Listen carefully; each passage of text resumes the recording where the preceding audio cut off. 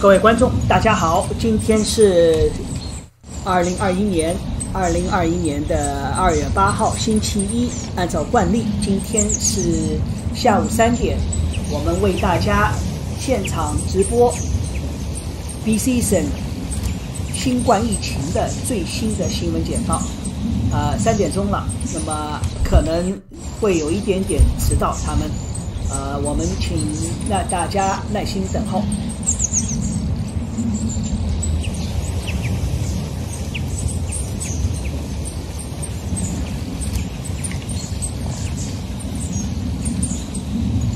那么礼拜一呢，会有3天的分3个阶段给大家汇报新增的数字。上周四呢，结果是没有给大家做简报，因为是临时开了一个 BC 省教育局和 BC 省 CDC 的一个强制在中学强制戴口罩的一个新闻。好，那么然后呢，到了礼拜五早上，我们为大家10点半准时为大家做了一个现场的直播，是 BC 省最新的新冠疫情的模型分析。那么这个大家熟悉的开场白音乐已经出来了，所以应该是很快就会画面给出，请大家再稍微耐心等候。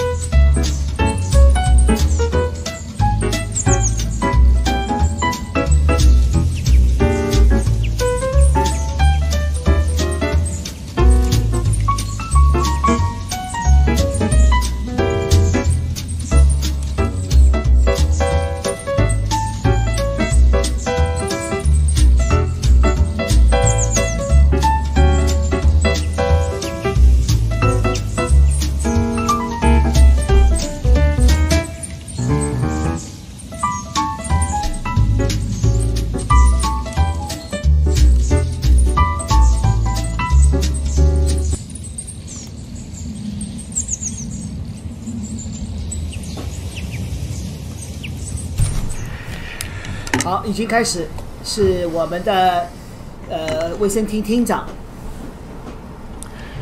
Good afternoon. My name is Adrian Dix. I'm BC's Minister of Health. To my right is Dr. Bonnie Henry, BC's Provincial Health Officer. 他先做我自我介绍啊，他叫 Adrian Dix. For Monday, February the 8th. We're honored to be here on the territories of the Lekwungen-speaking people of the Songhees and the Esquimalt First Nations.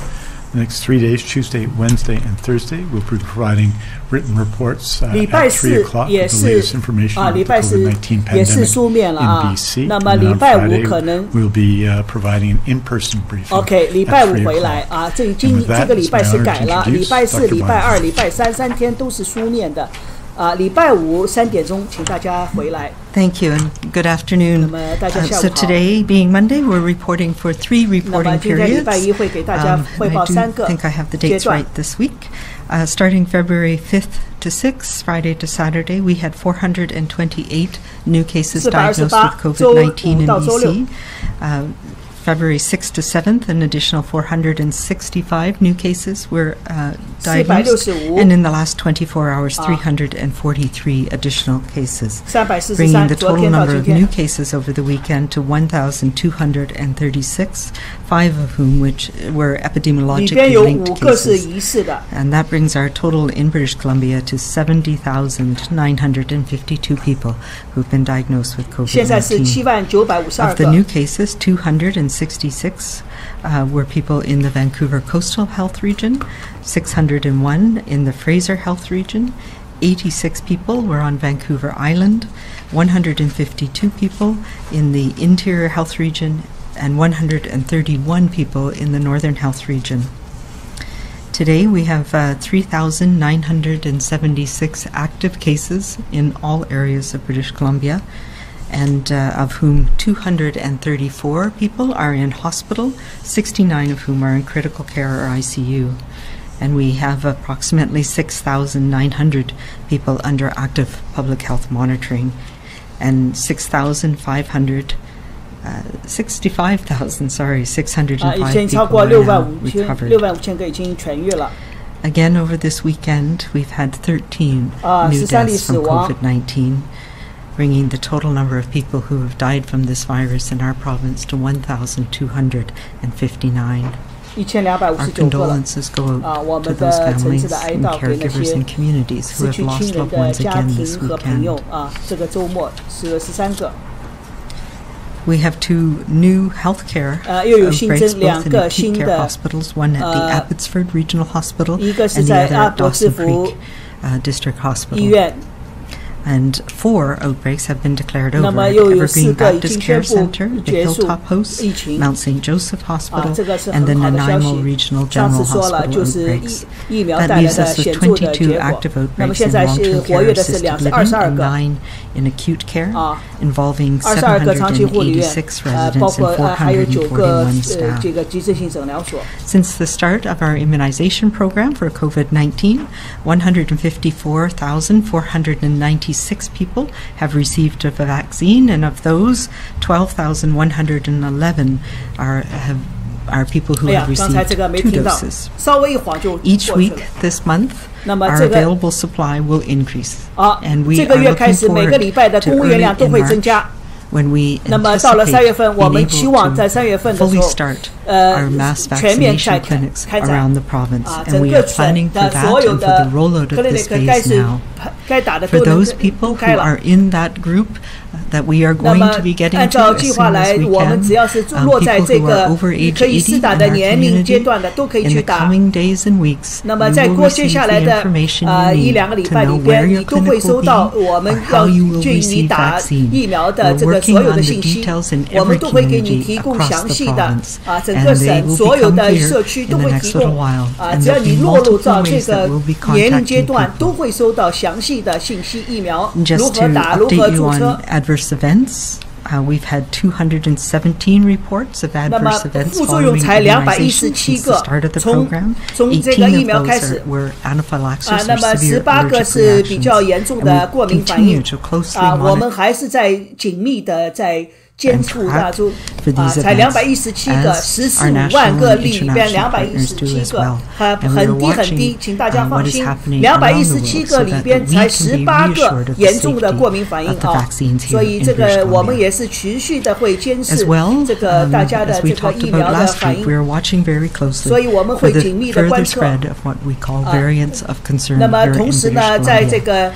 We now to date have 40 confirmed cases that are here in BC, and that's 25 confirmed cases of the B117 variant that was originally found in the UK. Of those cases, 15 are in the Fraser Health Region. 5 are in the Vancouver Coastal Health Region, 4 are here on the Island Health Region, and 1 is a person who resides in the Interior Health Region. All of the cases, most of the cases of this variant are related to either directly related to travel or contact with somebody who has traveled. We have 1 case that we have not yet found a connection. We additionally are up to 15 people now who've been confirmed to have the B1351 variant, which was initially identified in South Africa. 13 of these 15 cases are in the Vancouver Coastal Health Region and 2 in the Fraser Health Region. And concerning for us, and we are still investigating, is how particularly 4 people from that group of 15 where we are unclear where they have contracted the virus and the variant. Of the 40 confirmed cases, though, I will say we only have 3 that are currently active, and public health has done extensive follow-up and tracing back of all of our cases. And the ones we know about, we are confident for the majority of them that there has been no onward transmission. Every day that we stop spread of this virus, no matter what the variant, we buy ourselves time. Time to get our immunization program up and running again, as we're going to be this week. And also 那么这个周末疫苗会更多的来，我们已经会知道这个周末之前我们了解的更多的结果出来，我们都会看到疫苗这个病毒是哪里来，通过基因检测我们知道这个病毒那个病毒这个变异那个变异。COVID-19 pandemic. And our intent is to ease the restrictions 所以我们 that 所 we 有 have 的 in 一切 place 我们只是 as soon as 要 it is safe to 减 do 低这 so. 个病毒疫情在我们带来的影响，所以我们要有足够的信心。 As we have more social connections, we do not have to step back again. 我们只要有这个，我们希望大家还是往回走一走减少社交的活动，这样的话呢，才能减低病毒的传播速度这个是很重要的。 These are important signs that we are ready. 那么我们现在已经大家很清楚我们现在的这个情况已经慢慢稳定下来，这个是很好的迹象，我们已经准备好了这个表明我们准备好了。 那么我们现在也是在朝着胜利的这个路径在走，我们每天都在进步我们每天都在进步我们所以现在还是要注意我们前进的方向，每一步怎么走。 I will say this past weekend, WorkSafe BC and our public health environmental health teams were out again conducting spot checks and monitoring to make sure that we can support people in all places to follow COVID safety plans and keep everyone safe. And I do want to say thank you to everyone who stayed home with their families and watched the Super Bowl or went out with their close group to the restaurant sector. And I want to say thank you to our restaurants, our food and beverage sector, and the people who were there this weekend for doing your part this weekend to help us continue to flatten our curve and support people to watch the game in a safe way. As we have seen, the choices we make today, as well as the plans we make for tomorrow, make a difference. And just as you did this past weekend, I'm asking everyone to do the same with our upcoming Family Day weekend. We all need to stay local and not travel unless it is required for work or medical reasons. I understand and know the many sacrifices that people continue to make, and I know that limiting travel impacts our tourism sector across the province. So I'm calling on everyone to support our local tourism sector. Be a tourist in your hometown, in your community this weekend. Book a night at your local hotel with your family. Order dinner from your favorite restaurant. Do takeaway. Or go outside and explore. Being outside with those that we are close to, with those we care for, is safer than being inside. So this weekend, connect and go for a walk with somebody that you're close to, or go sit outside and have a talk. By avoiding travel now, we'll have much more to enjoy and many more places to visit in the weeks ahead once we get this pandemic under control. So let's continue to push our curve down by staying small, staying local, and using all of the things that we know protect us, no matter what the variant we're dealing with. And that means cleaning our hands regularly, staying home when we're ill, making sure that we get tested if we have any concerns about having the virus, making sure we keep our safe distances, whether outside or inside, and of course wearing masks when we're in those common public areas. These efforts will make sure that once we have the protections we need, we'll be able to see our friends again. We'll be able to hug our grandparents and enjoy all that is spectacular in our province. We have the confidence knowing that it won't put our friends and family and loved ones at risk.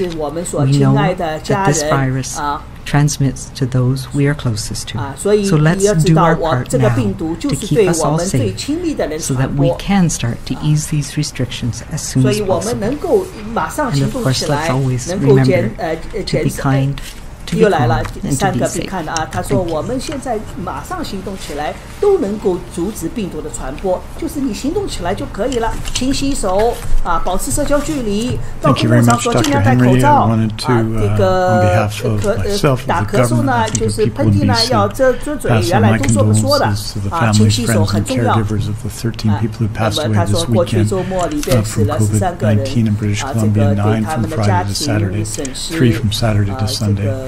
And one from Sunday to today.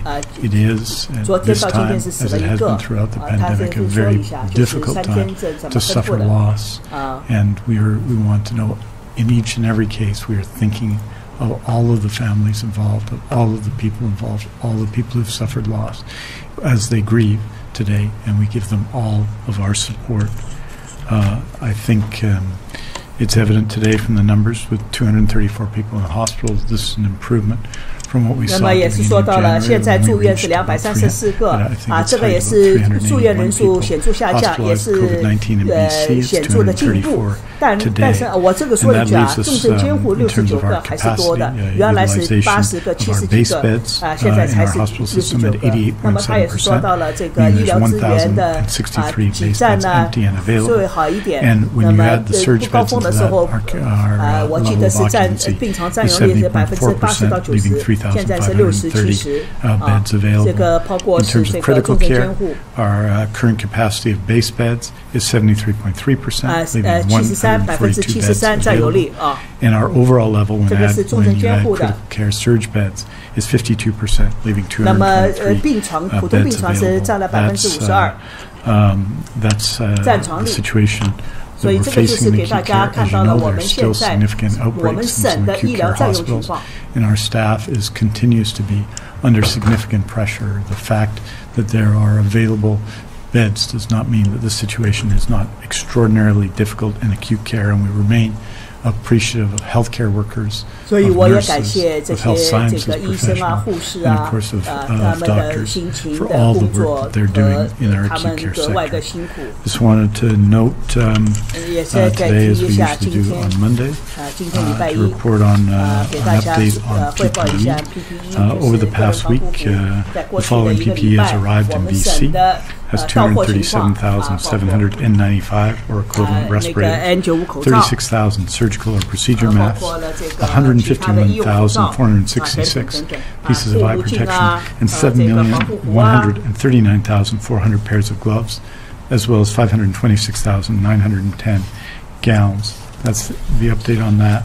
I wanted to note in particular, as we see the immunization campaign that is on with 54,496 shots delivered, 146 vaccines delivered, 142,385 people in terms of their first shot, and 12,111 second shots in BC, and that's a significant achievement. And obviously, in long-term care, we're now down to 19 long-term care outbreaks and 1 outbreak in independent living. As you'll remember, on January 15th, that number, when added long-term care, assisted living, and independent living, was 49. That is, to say the least, a considerable achievement and improvement of the situation. We recognize that the pandemic continues to be difficult on people, and there is urgency to provide effective treatments for COVID-19. We are pleased to note that a $1 million donation from BC's own biotech company, AbCellera. With that, a clinical trial will take place within the Fraser Health region at Surrey Memorial Hospital of Lenivimab. Lenivimab is, of course, produced by Eli Lilly, but receives an important license from AbCellera, and is, I think, a demonstration of the extraordinary work done in BC's life sciences sector.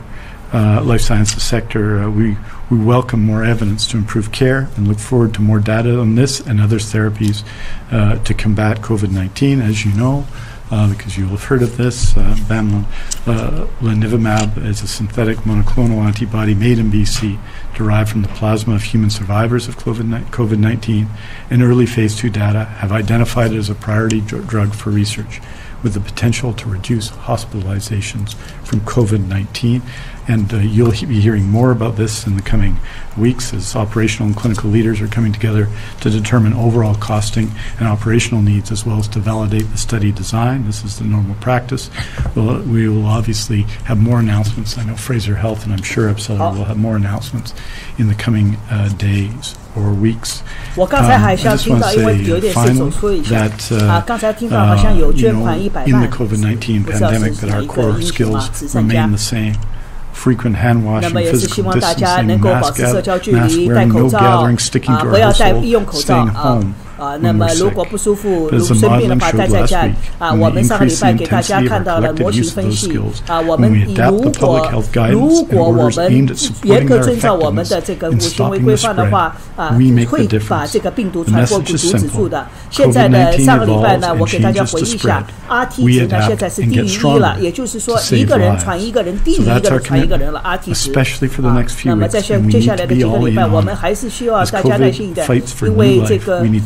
adapt and stop the spread. That's our way through these next few weeks, and that's how we'll get through them safely, giving vaccines the best chance of success. Fight, adapt, stop the spread. Aujourd'hui, nous faisons le point sur le nombre de nouveaux cas pour 3 périodes de référence de 24 heures chacune, soit celle du 5 et 6 février, celle du 6 et 7 février et celle du 7 février jusqu'au 8 février en mi-journée.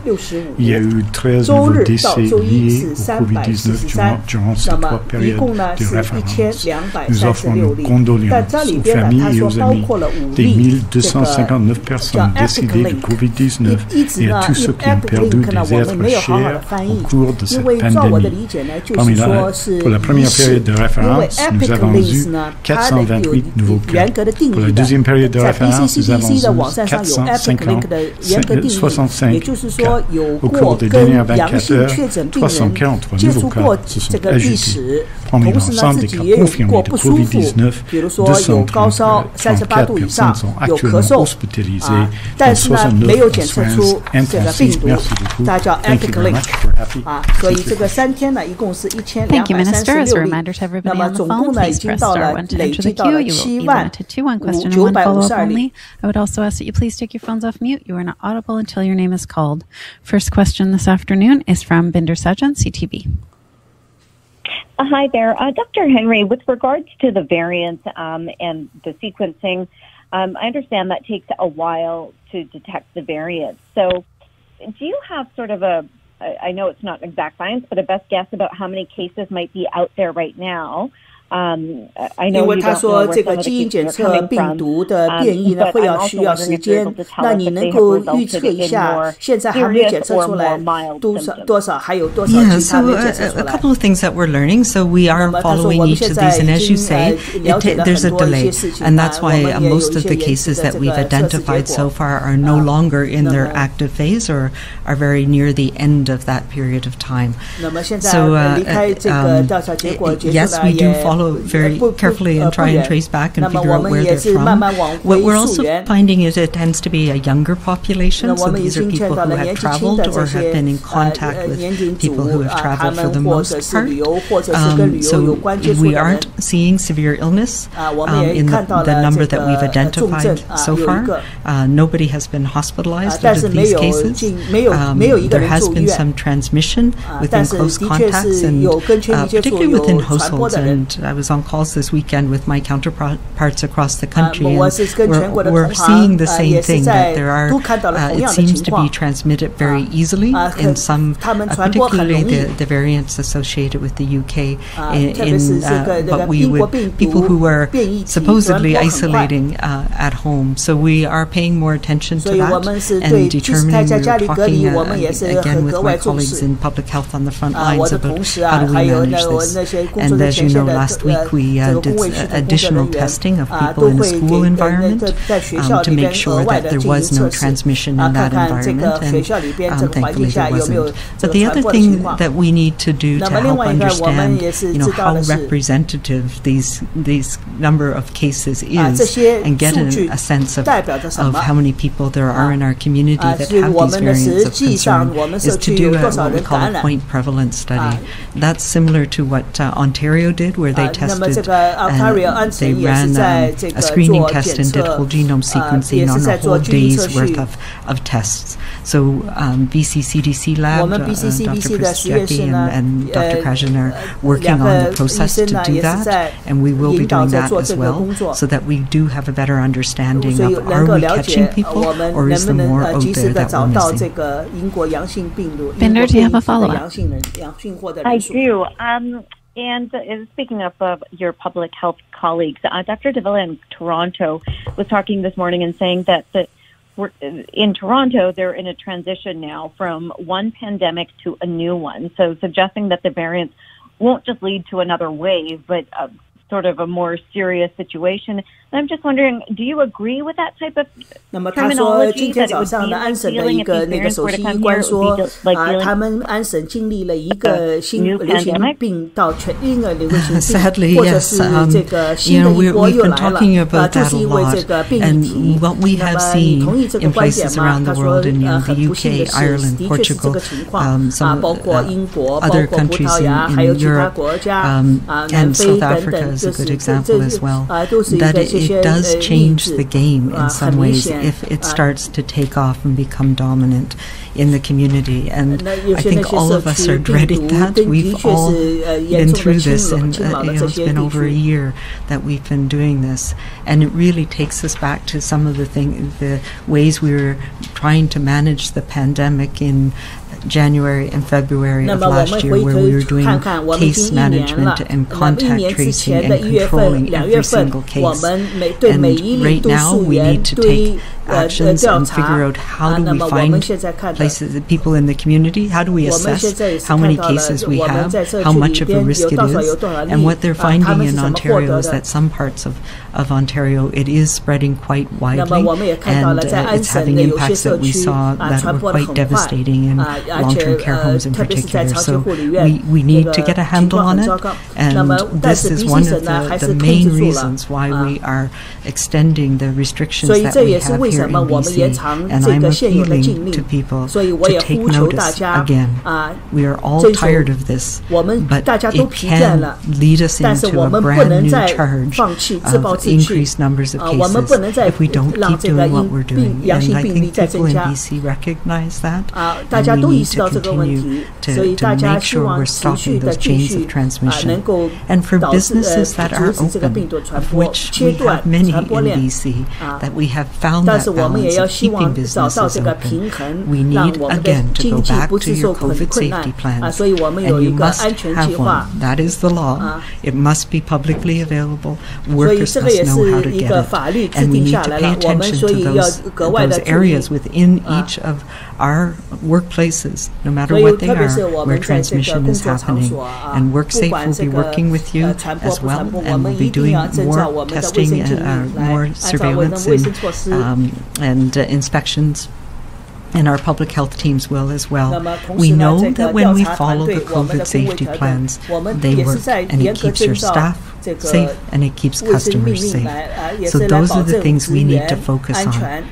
We don't need to change the way that we're dealing with this, but we need to take notice, because if it starts to spread very quickly again, we need to put in place measures that would restrict our contacts again. So this is the period of time where we are trying to understand what's happening and make sure that we're doing all we can to stop it from taking off again. Next question is from Richard Zisman, Global News. Minister Dix did such a good job pronouncing the drug that I will not try to pronounce, created by Abcelera. I'm just wondering why the province believes that there should be more trials, considering there has been global trials done, more than 100,000 doses have been used in the United States, and there's a need for it now in British Columbia. Why the delay, and why is it not being used in the province now? Yeah, so Lenivimab, Richard. We have very early on here in BC and other parts of the country as well, we created a clinical reference group. And I created that group, and we targeted the people who are experts on this, on what therapies work for people, both in the ICU and for people in the community. And that clinical reference group has been looking at the clinical care reference group has been looking at all of the treatments that have come out around the world from the very beginning, whether it's dexamethasone or remdesivir or hydroxychloroquine, all of the ones that we've seen more recently, Lenivimab and also colchicine recently in the last week. There was a paper out of Montreal. But those clinical trials have shown that there is still more understanding of who exactly this drug works best in. And the clinical care reference group has come up with a trial that will help us understand that. There is still not consensus among those experts, the clinical care, the physicians who are actually treating patients, about the benefits of Lenivimab. Because the clinical trials were not cut and dried, and so they are setting up a trial. And I think the other thing to be really clear with this drug is that it's not just a poke in the arm. It's an hour-long infusion with a 2-hour period of time where you have to be observed. And it is you need to have it within a certain period of time of being tested positive. So the clinical trials are being set up. I know the ethics review has been put in already, because we need to be able to say to people, this is the risks versus benefits of this drug, and do you consent to be part of understanding how it might work best? So that's what's going on right now. I'm really confident that this is going to happen. I know the timeline is for later this month and 1st of March. So I think it's going to add to the literature of what we know about who it works best in, and that will make sure that we know how to use it properly going forward. Follow-up, Richard? As well from Eli Lilly, is they're no longer going to be doing placebo-based trials. They have made the decision that they believe holding back treatment is something that could cause harm and even death, and won't do it. So how will these trials work if not placebo-based, and are you concerned about the company taking that stance? No, the clinicians who do this for a living are working that out, and I have confidence. I've seen the early proposal that they have, and it's about who gets selected for the trial and what do you monitor and what is the ethical protocol that's being followed. So I have confidence that they're coming up with a reasonable approach for who should get this. And clinical trials, randomized controlled clinical trials with placebos are for those period of times where we have equipoise. We don't know if it's good or if there's benefits outweigh the risks and vice versa. So we are a little bit tipped towards the people that should use this drug, but the trials were not 100%, and it really only worked best when it was in combination with another antiviral. So I'm leaving it to the clinical experts to put together the trial that needs to answer that question, and they're in the process of doing that now. Marcella Bernardo, News 1130. I didn't hear you mention at all today the situation at Whistler. I'm hoping you can give us an update on what the numbers are like there and what concern or what's being done to try to keep the numbers from going up there. Sure. So we've been talking with them and with all of the Western ski hills, and we'll have some more information about the things that they're doing. But there was a concerted campaign again this weekend to educate people about what's going on up there. We are seeing a slowing in the numbers of cases, which is good news. There is still transmission happening, and I know there was quite an impact from what WorkSafe and the environmental health officers did with a number of the restaurants, bars, and retail outlets, etc. last weekend. So from what we hear, it was a reasonable weekend. There are still long lines waiting for the ski hill, the lifts to the ski hill. That's something that is challenging for people, and I think there's more that still needs to be done to engage with the community so that for the next number of weeks of the season, there's a reasonable approach. 都是些问题。这个因为我们不滑雪不知道，因为很多人去滑雪不是要坐电梯下去或者上去的嘛。那么就是这个问题，现在就是存在这个问题。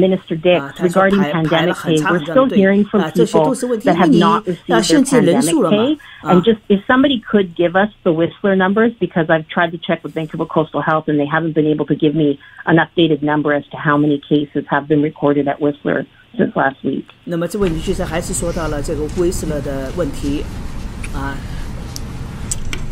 So we can get you an update on the Whistler numbers, I think, this afternoon, and we'll try and do maybe put it on social media so that everyone can get it at the same time if that works well. With respect to pandemic pay, about 203,000 people have now received their pandemic pay. It was obviously simpler to do in the direct employment sectors, either health authorities or other frontline workers, than in some others, but a lot of progress has been made. I'm informed today by the Ministry of Finance that all the issues and all the cases should be resolved within the next 2 to 3 weeks. It's been estimated that a further 10,000 to 15,000 people may still qualify need to receive their pandemic pay, and we agree that's too long. 203,000 have received it, and I think that what we're seeing are positive steps forward. And I just want to take the opportunity to express my appreciation again to everybody on the front lines in the fight against COVID-19. Everyone who's been working with people in these difficult times, and express my appreciation to them, and say that our expectation is that the pandemic pay question will be resolved shortly. And at the moment, it's about 203,000 done, and about, we believe, and we're estimating here, about 10,000 to 15,000 to go. Next question is from Von Palmer, Vancouver Sun. Could I get a comment from you, your preliminary assessment, please, of this story out of South Africa and out of the UK about some concerns about AstraZeneca not being particularly effective against mild to moderate COVID illness? I believe the South African government has suspended use of it right now, and I see in the UK they're saying that the problem with these variants may mean that herd immunity is not a realistic target. We may just simply have to learn to live with COVID-19. Yeah, so these are things we're obviously watching very carefully. The AstraZeneca vaccine has submitted for a notice of compliance with Health Canada, and they are continuing to review and revise, and we expect that it will be approved for use at some point in the coming weeks. The other part of it, though, is what we're seeing with countries around the world. So the European Medicine Agency, the EMA, which approves drugs for use in Europe, approved AstraZeneca last week, but different countries have chosen to take different restrictions. So in Germany, for example, it's only approved for use in adults from 18 to I believe it's 55 or 60. And a number of other countries are doing the same thing. I think there's 9 or 10 now around the world that have restricted it to use in adults. And part of the reason is we know that the messenger RNA vaccines, the Pfizer and Moderna vaccines, work really well in older people, and we have less data to support whether the AstraZeneca vaccine works as well in older people. It does seem to work in younger people, and there's but the data is not simple. There were a number of different trials that were done, including in South Africa. So yes, we've heard that it does not work as well, particularly for mild or moderate illness. It does seem to have effects, some benefit for hospitalization and more severe illness, but particularly in younger people. But the South African variant does make that concerning. There was also worries that both the messenger RNAs would have to be adjusted, particularly for the South African variant. The one in the UK, most of these vaccines seem to be very effective against. So I know there's data being shared with our National Advisory Committee on Immunization, who makes those decisions for Canada on who the vaccine should be used in, and we're watching that, of course, very carefully, which goes back to the whole thinking that we have right now, is that we need to understand these variants in our communities and how they're spreading and who they're spreading in, and control them as best we can so that we do have effective immunization programs if and when we get the vaccine, and it's starting to come again as quickly as possible. I will also say that, we've also been watching what's happening in the UK with the use of the AstraZeneca vaccine, and it does seem to be very effective in preventing most illness in particularly in younger people, but they're using it as well in older people. So this is something we'll continue to watch. I know there's data being discussed even today with NACI in more detail, and I don't have the access to that yet, but yes, it's very concerning that South Africa is taking a pause on it. I'm also really interested in seeing the results out of India, where they're using the same vaccine in large numbers. So those are all things that we're working through the Public Health Agency of Canada and our National Advisory Committee on Immunization to better understand. Follow-up on? 2 weeks ago in the briefing, you'd identified 8 cases of the variants of concern. I believe that was the number. We're up to 40 now in 2 weeks. Given that rate of increase, are you confident we'll be able to keep it out of British Columbia? Are there sufficient precautions being taken to make sure that doesn't happen? Yeah, that is the question. And, this is in the face of increased testing as well. So we're doing quite a lot of testing and whole genome sequencing, which, as we said, is delayed.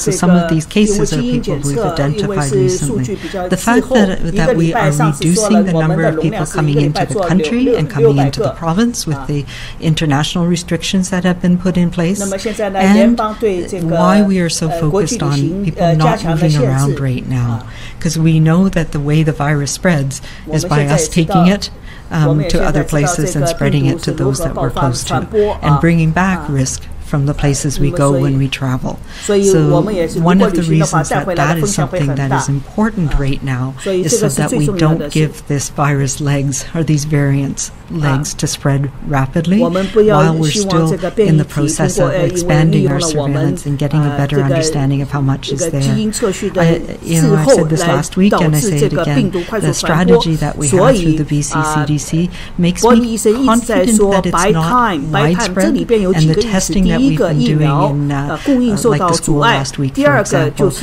in some of the outbreaks that we've had in the acute care sector, in some of our shelters and some of the First Nations community outbreaks, we've specifically tested those to see if they're being caused by this variant, and so far they have not been. So those are the things that give me confidence that it's not yet spreading widely, but that can happen very quickly, and we've seen the modeling studies that show if we don't continue to keep a hold on and prevent those long chains of transmission, that it can very rapidly increase. And I know the study from Dr. Cochin at SFU suggested that we do not seem to have had early seeding of the population with these variants. So we're looking at a time frame into March that if we can keep control over it for this next few weeks, we can push that out until we have more people protected through immunization. Next question is from Glenn Korstrom, Business Vancouver. Hey, thanks for taking my question. Just wondering also about the vaccine rollout and Canadian disruptions and shortages. As we scale up the wider distribution in April, do you expect disruptions to continue? Or do you expect logistics to improve and smooth out? So I think we are hoping for the latter and planning for the former. So yes, we know there's glitches all the time. When you mass produce a vaccine like this, especially a new one with a new formulations, that can lead to problems. The things that they have done to scale up at the factory level, so what they were doing with the Pfizer and Moderna factories, the fact that other vaccine manufacturers have taken on, have stopped some of the trials that weren't going very well and are pivoting to be able to manufacture more of the Pfizer vaccine, for example. And Moderna is retooling to be able to get more doses per vial is one of the things they're looking at. So those are all things that I think it surprised everybody, including the manufacturers, that these vaccines were approved so soon. And partly that was because the clinical trials were very compressed and we had so much transmission of virus that they ended rapidly. So these are growing pains that we would expect. I am hopeful by April that things will be much smoother, at least we'll understand where any more issues are. But there's always going to be problems when you're moving large numbers of a product to different parts of the country, to remote communities, to large communities, and distributing it widely through to many, many people. There's always going to be glitches, and that's what we're working to. And Dr. Penny Ballum has taken that on and has a team that's working to make sure that once it gets into BC, we're able to use it as most efficiently and effectively as possible. Sure. On the variants, one that I didn't hear you mention today was the Brazilian one, which I believe Ontario registered its first case of. How serious are you? Do you consider the Brazilian variant versus the other two? Any comments on that virus or variant? So there's that one, and there's, as we talked about last week, there's a number from the U.S., particularly from California, from L.A. area that we're watching. But all of them have markers, and there's some specific features of each of them that are quite similar. So we are looking for all of those, and we're looking for the 501Y particularly because it is one of the mutations that's been associated with this increased transmission or transmissibility of the variants, and that's one thing that is in a number of these different variants of concern. So again, we have a whole lot of genetic mutations, and if you remember the phylogenetic tree we showed on Friday, that tells all the different cousins or relative variants that we found in BC, but not all of them confer an advantage to that strain of the virus. And so the variants of concern are the ones that we know are associated with increased transmission, and we're watching for all of them. We have not found any of the variant associated with Brazil here in BC yet, but we are definitely looking for it. Next question is from Cindy Harnett, Times columnist. Thank you for that. The health ministry policy regarding visits to long-term care homes was put in an order on Friday. And I was wondering if you could tell me why that was done and what you hope it will resolve. I'm imagining that people weren't getting their essential visits or social visits.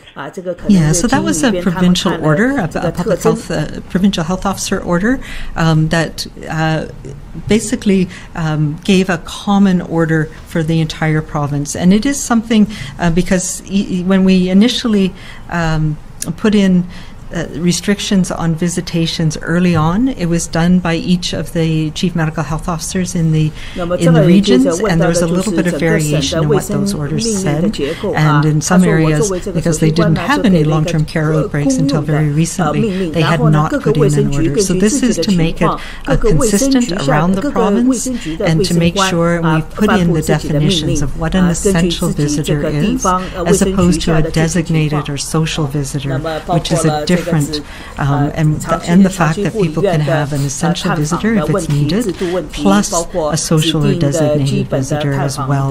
So we are trying to clarify things to make sure it's consistent, and one of the complaints that we've heard repeatedly is inconsistency in how the guidelines have been applied around the province. So the order and the guidelines are being revised to make sure that everybody understands what the definitions are, what the expectations are, and that it be consistently implemented. The other part that's part of the order that we wanted to clarify was the process that people had to get a review of a decision made by a facility. So we're trying to make sure that that process is again consistent across the province, because that's one of the biggest challenges that we've heard from the many different care homes that we have around the province. you have a follow-up? Oh, I do. Thank you. So, further to that, then, Ombudsperson Jay Chalk has said that it should go one further, that there should be mandatory timelines, written decisions for those that appeal process for the visits, and better communication of the policies. Is that something you agree with?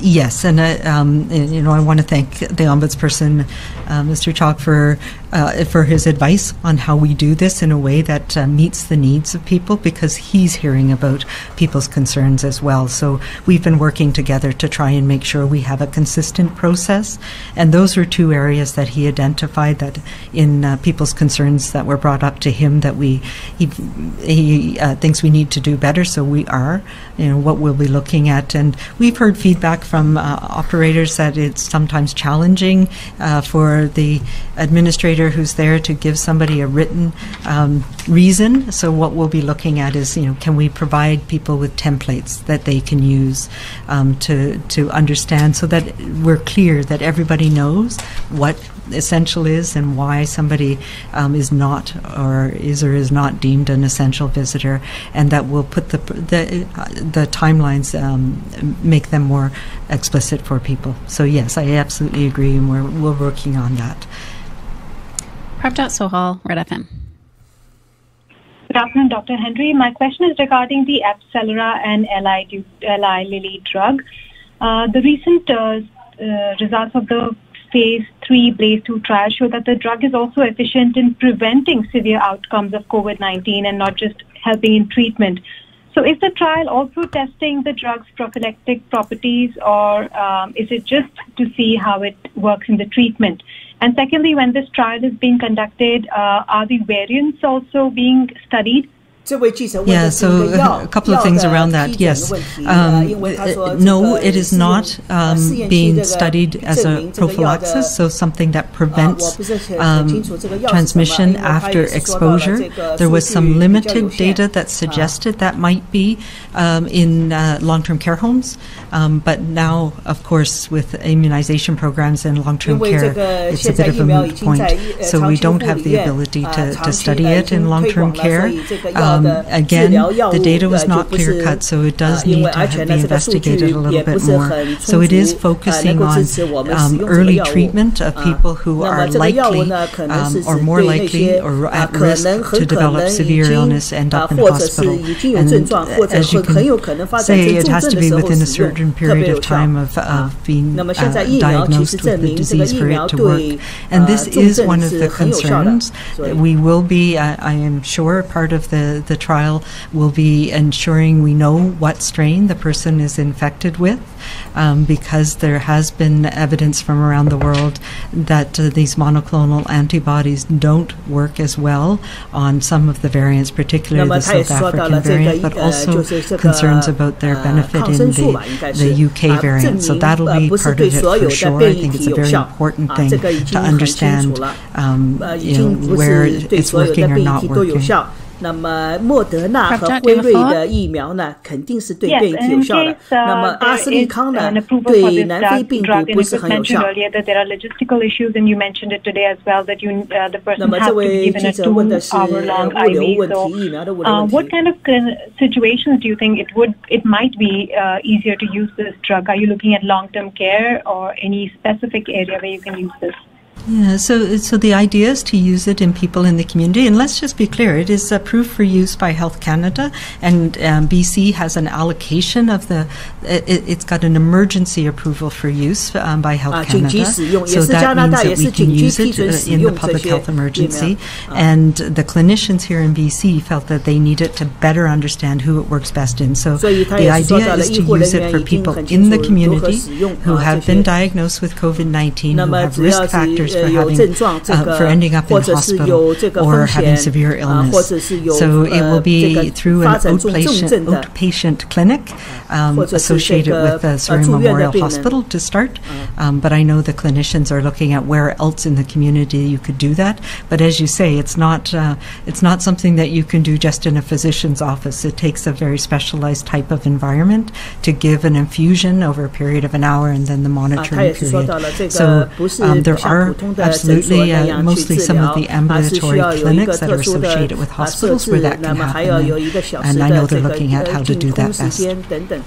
We have time for one more question. For everyone listening today, Dr. Henry and Mr. Dix will release a statement this afternoon with the latest information on cases, hospitalizations, and outbreaks, which you can find at news.gov.bc.ca. For updated province-wide restrictions, visit gov.bc.ca/COVID restrictions. And for more about the province's orders and pandemic supports, visit gov.bc.ca/COVID-19. Last question is from Tina Lupgreen, CBC. 还是以疫苗使用为主，疫苗这个证明了对重症对重症的发展，重症的治疗很有效防护也有效，所以这个还是以疫苗为主。Okay, we will go to Jane Tsai. Oh, Tina, are you there? Hello. Go ahead.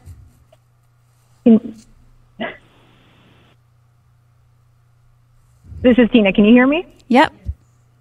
I'm so sorry. Okay, sorry, Dr. Henry. This is about vaccines. More than 154,000 people have received their first dose of the vaccine. So just over 12,000 have received their second. And considering the vaccine supply delays we are experiencing, are people getting their second dose within the 42-day window at this point, or are they waiting longer than that? So most people are within the 42-day window. Some of us are waiting because the data continues to accumulate about what the optimal dosing interval is. We're watching what's happening in Quebec and in the UK, as I mentioned earlier, where they have delayed the interval for 90 days. And whether, so what we need to learn from that is, how high do the antibody levels go, how protective are they, and how long do they last? And right now, what we're seeing from the UK, what we're hearing from Quebec, though I haven't seen all of the data yet, and I know our National Advisory Committee on Immunization is working on that.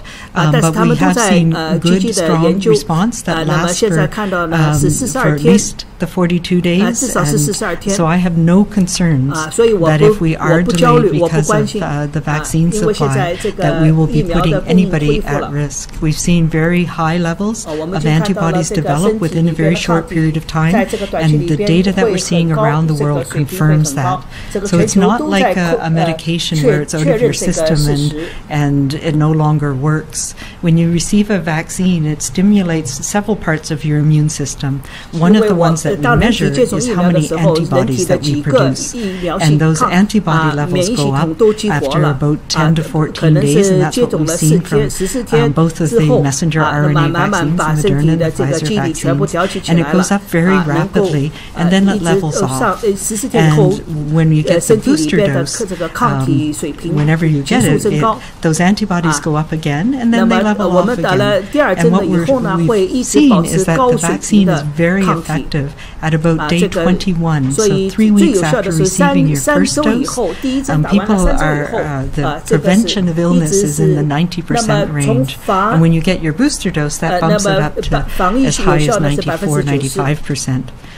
So we are very confident, and we're getting more and more data as the vaccines are being used, that people are protected at least up until 6 weeks, and probably quite a bit longer. And we also know from every other vaccine that we have that if you increase the interval between the priming dose and the booster dose, that allows the other part of your immune system, your cell-mediated immunity, to develop a more robust response as well. And that you often get a more robust and a longer lasting boosting effect if you wait a bit longer. And we've seen that with the study in the AstraZeneca vaccine in particular, that the vaccine effectiveness, how well it protected people, was higher if you waited a bit longer before getting the second dose. So those are all the things that we're considering right now, and particularly with the AstraZeneca vaccine maybe coming online in Canada soon. And I think the other thing that's really intriguing is that we're getting more data, particularly from the UK, that's starting a clinical trial started this week about mixing and matching. Does your immune system respond better if you get a dose of one vaccine first and then the second a different vaccine as a booster dose? So if you get the AstraZeneca first, is it better to get the messenger RNA vaccines as the booster, and does that give you better protection or not? So those are some of the really interesting questions that we have all been thinking about since these vaccines became available, particularly the new technologies and trying to understand how they best will protect us in the long term. And I'm really excited to see what comes out of the study in the UK that started now. It shouldn't take too long to understand that a little better. Tina, do you have a follow-up? Yes, please. Hoping you can still hear me. Dr. Henry, you alluded to this earlier, but with restrictions being extended, with the possibility to loosen them if the number of cases remain low, do you fear there will be a rise in cases or even a third wave if the restrictions are lifted too soon, and if we could please get an answer in French as well? Yes, and I think we're all concerned about that.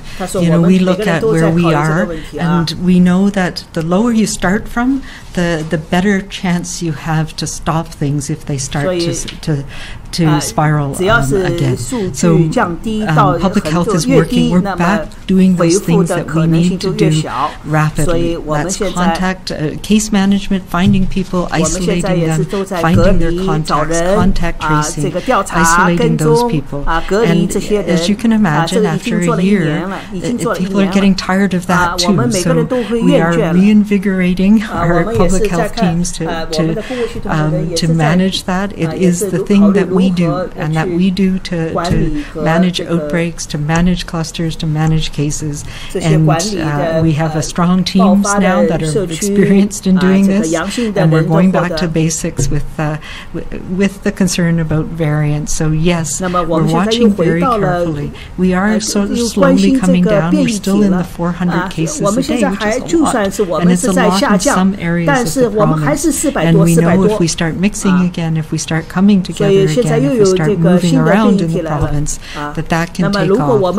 So that's our biggest concern right now, and the reason why we have kept the restrictions as they are. As you know, we have never gone to some of the very hard lockdown restrictions that they've had in other provinces, and we've managed to keep that balance. And now more than ever, it's really critical that we keep that balance, that we keep children in school safely, that we keep our workplaces and our shops open and in a way that's safe, so that we can and keep our health system protected. And so far we're doing a good job, and that's exactly why we're keeping the restrictions that we have in place. And if we get to that low enough level, as soon as we get there, there are some things that we need to do, and that involves youth sports, it involves religious services and faith services, it involves us being able to expand our social connections in a limited way again, and that's what I'm looking forward to as soon as we can. 好，那么卫生厅长用法语再跟大家说。好，那么我再给大家汇报一下过去的3天新增的数字。周5到周6是428，周6到周日是465，那么周日到周一是343，3天累计是1236例，使得我们省的累计数字到了79952例，其中延安卫生局是266例新增，飞沙卫生局新增601例，岛上卫生局新增83例，内陆卫生局新增152例，北部卫生局新增131例。那么住院呢是234个，其中69例在重症监护。过去的3天很遗憾，死亡13例，本省的累计死亡到了1259例。到昨天为止，本省已经超过了15万4000人打了第一针。打了疫苗，没有说第一针，其中呢超过了6000人是打了第二针。这个就是这个新闻简报的一些最基本的关键的数字，我都记下来汇报给大家。那么礼拜二、礼拜三、礼拜四都没有，礼拜五有，因为什么？因为这个周末是我们 BC 省的家庭日长周末，同时呢就是中国的春节，我不知道春节是哪一天，所以应该是这个礼拜，所以呢他们就会把这个新闻简报呢放在礼拜五啊。那么今天的这个 BC 省的新冠疫情的新闻简报就给大家做到这儿，感谢大家的收看，祝大家下午好，也祝大家晚安，大家都安全。